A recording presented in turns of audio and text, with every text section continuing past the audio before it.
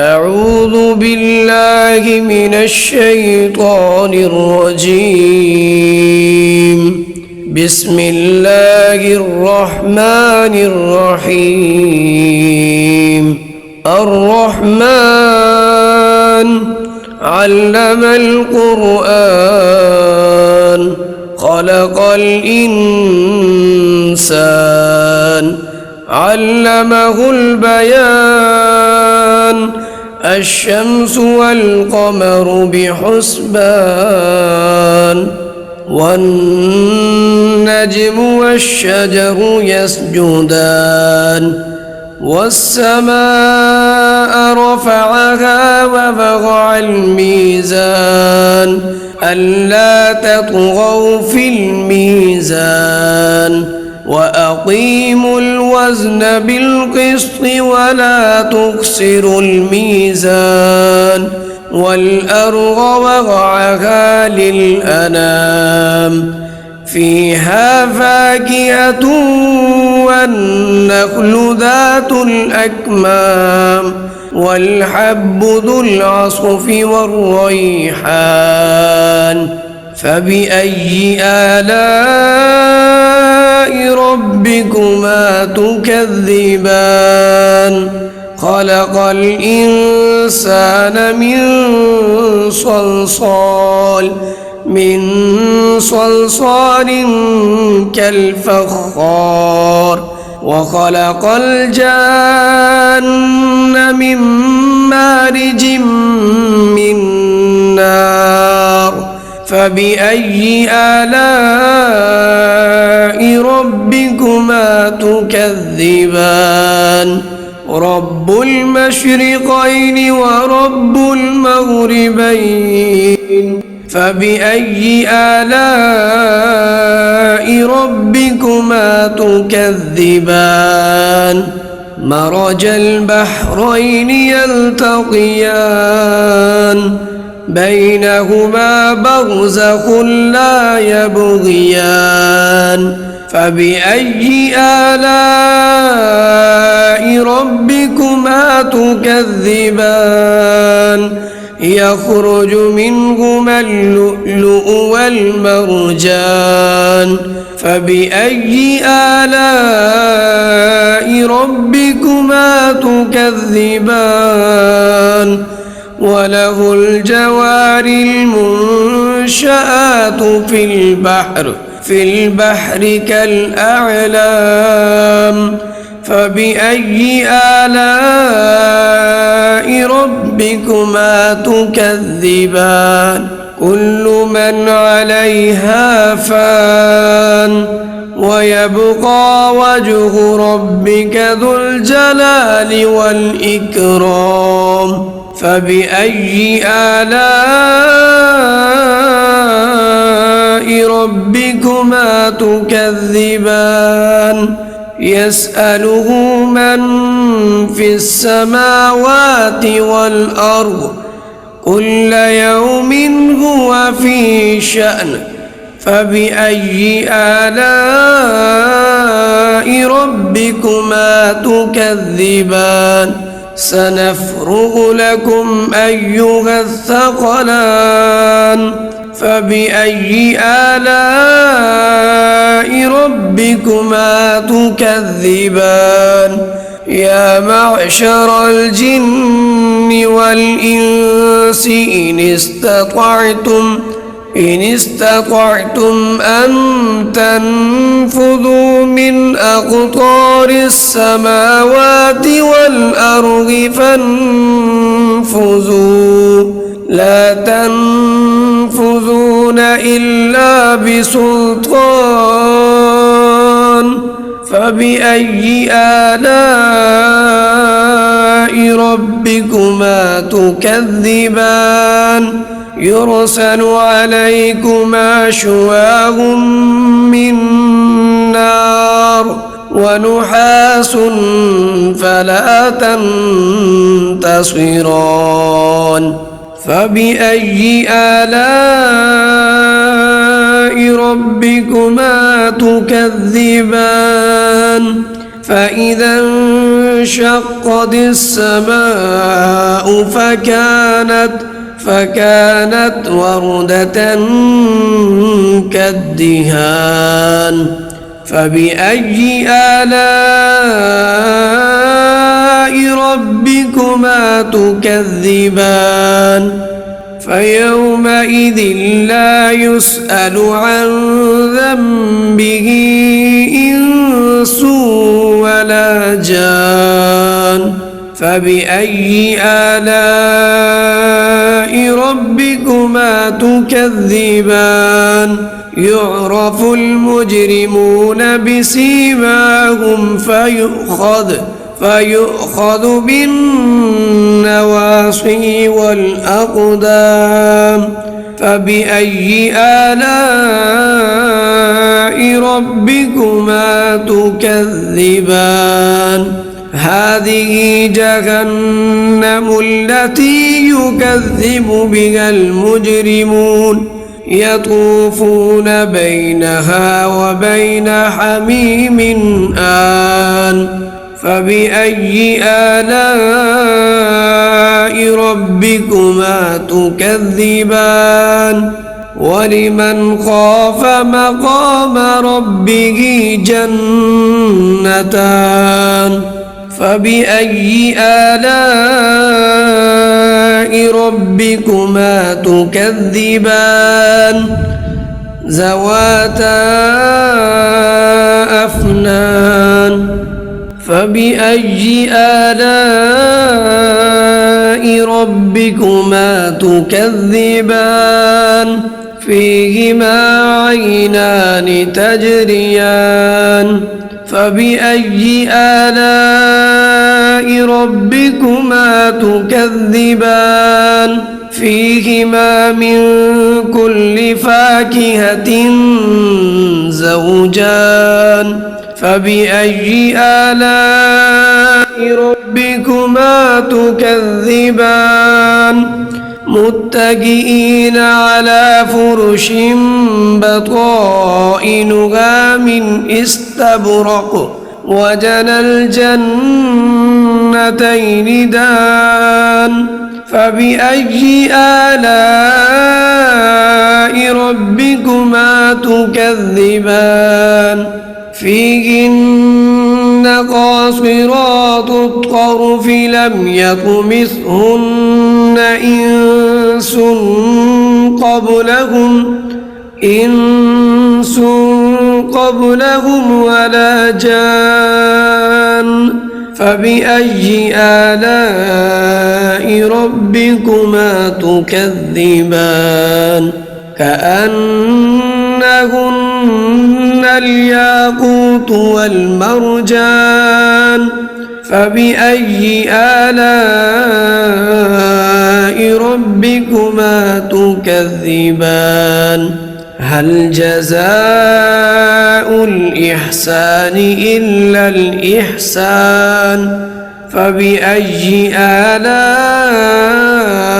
ربكما تكذبان ومن دونهما جنتان فبأي آلاء ربكما تكذبان مدهامتان فبأي آلاء ربكما تكذبان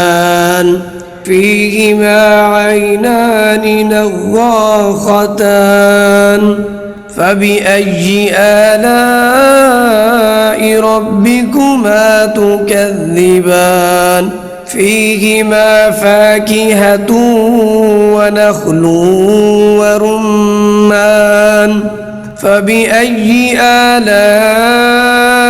ربكما تكذبان فيهن خيرات حسان فبأي آلاء ربكما تكذبان حور مقصورات في الخيام فبأي آلاء ربكما تكذبان لم يطمثهن إنس قبلهم ولا جان فبأي آلاء ربكما تكذبان متكئين على رفرف خضر وعبقري حسان فبأي آلاء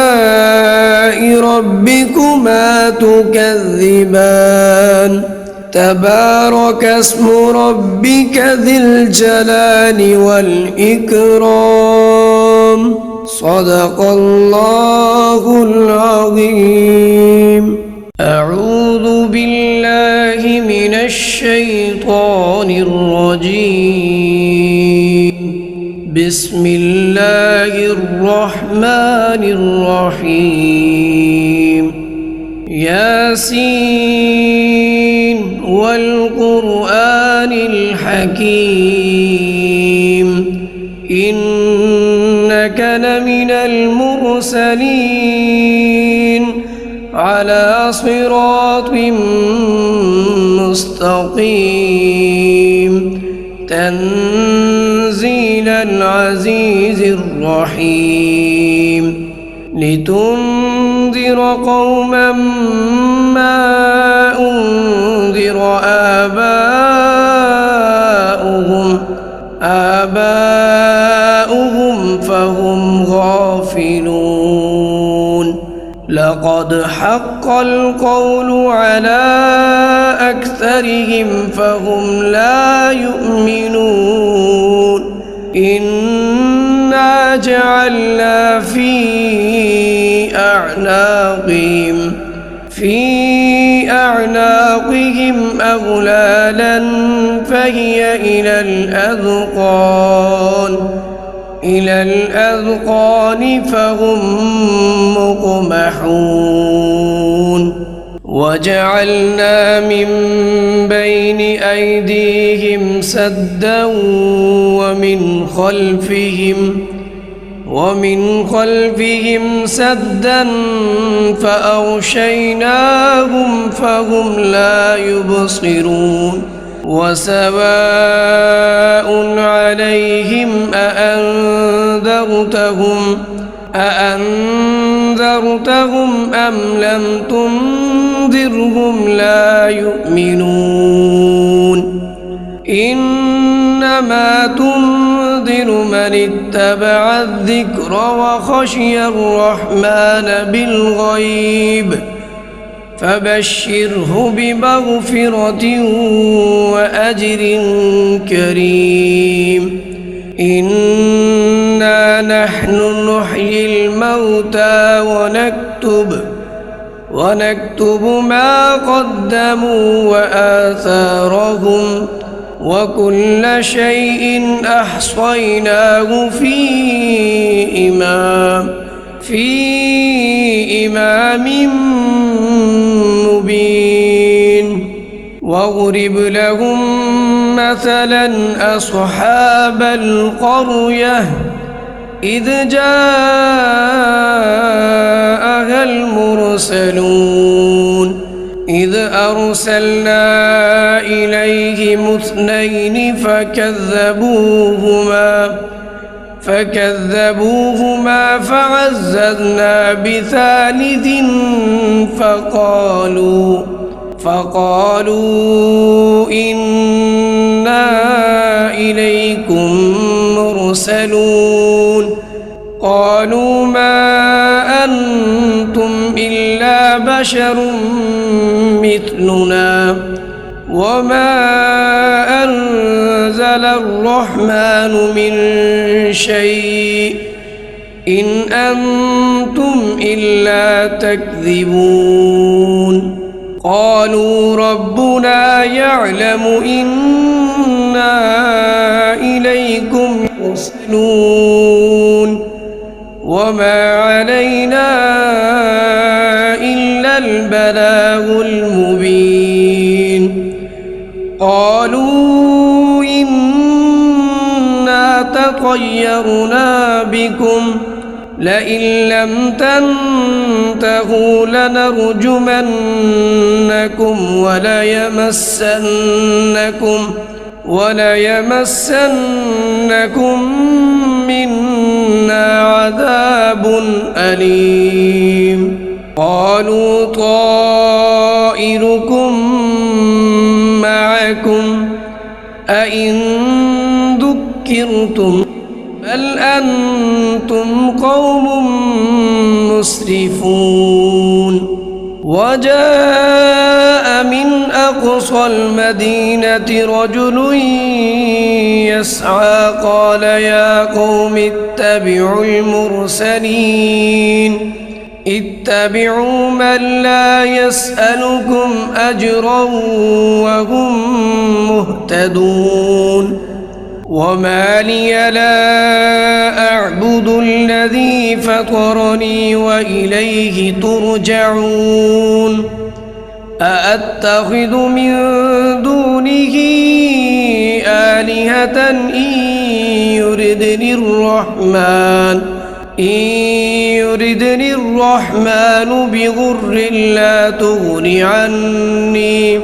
بضر لا تغني عني شفاعتهم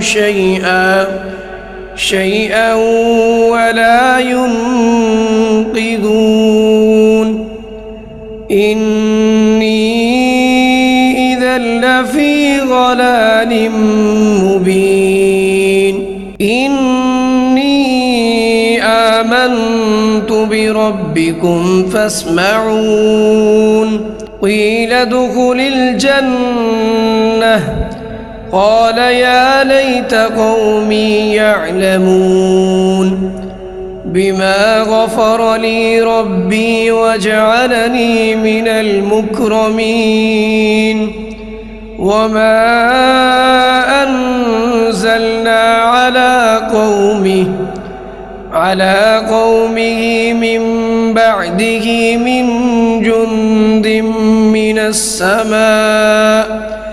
من السماء وما كنا منزلين إن كانت إلا صيحة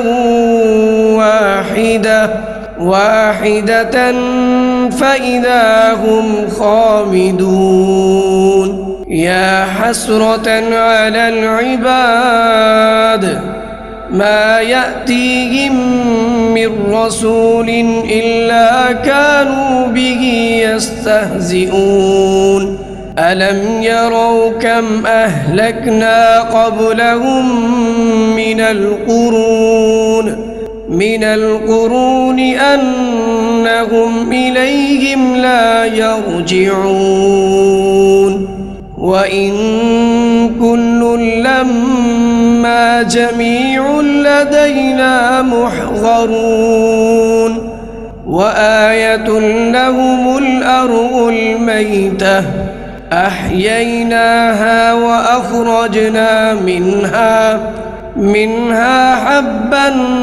فمنه يأكلون وجعلنا فيها جنات من نخيل وأعناب وفجرنا فيها من العيون ليأكلوا من ثمره وما عملته أيديهم أفلا يشكرون سبحان الذي خلق الأزواج كلها مما تنبت الأرض ومن أنفسهم ومما لا يعلمون وآية لهم الليل نسلخ منه النهار فإذا هم مظلمون والشمس تجري لمستقر لها ذلك تقدير العزيز العليم والقمر قدرناه منازل حتى عاد كالعرجون القديم لا الشمس ينبغي لها أن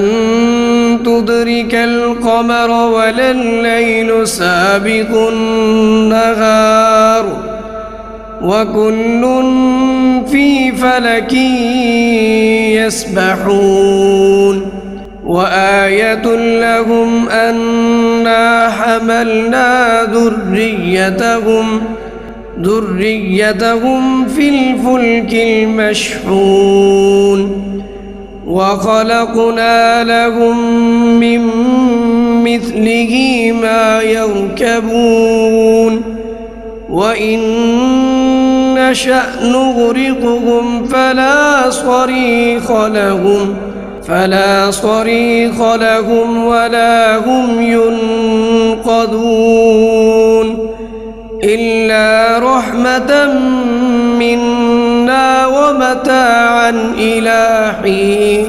ومتاعا إلى حين وإذا قيل لهم اتقوا ما بين أيديكم وما خلفكم لعلكم ترحمون وما تأتيهم من آية من آيات ربهم إلا كانوا عنها معرضين وإذا قيل لهم أنفقوا مما رزقكم الله قال الذين كفروا للذين آمنوا أنطعم من لو يشاء الله أطعمه إن أنتم إلا في ضلال مبين ويقولون متى هذا الوعد إن كنتم صادقين ما ينظرون إلا صيحة واحدة تأخذهم فهم يخصمون فلا يستطيعون توصية ولا إلى أهلهم يرجعون ونفخ في الصور فإذا هم من الأجداث إلى ربهم ينسلون قالوا يا ويلنا من بعثنا من مرقدنا هذا ما وعد الرحمن وصدق المرسلون إن كانت إلا صيحة واحدة فإذا هم جميع لدينا محضرون فاليوم لا تظلم نفس شيئا ولا تجزون إلا ما كنتم تعملون إن أصحاب الجنة اليوم في شغل فاكهون هم فأزواجهم في ظلال على الأرائك متكئون لهم فيها فاكهة ولهم ما يدعون سلام قولا من رب رحيم وامتازوا اليوم أيها المجرمون ألم أعهد إليكم يا بني آدم ألا تعبدوا الشيطان إنه لكم عدو مبين وأن اعبدوني هذا صراط مستقيم ولقد أضل منكم جبلا كثيرا أفلم تكونوا تعقلون هذه جهنم التي كنتم توعدون اصلوها اليوم بما كنتم تكفرون اليوم نختم على أفواههم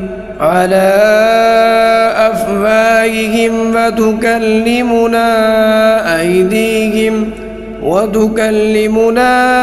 أيديهم وتشهد أرجلهم بما كانوا يكسبون ولو نشاء لطمسنا على أعينهم فاستبقوا الصراط فأنى يبصرون ولو نشاء لمسخناهم على مكانتهم فما استطاعوا مضيا ولا يرجعون ومن نعمره ننكسه في الخلق أفلا يعقلون وما علمناه الشعر وما ينبغي له إن هو إلا ذكر وقرآن مبين لينذر من كان حيا ويحق القول على الكافرين أولم يروا أنا خلقنا لهم مما عملت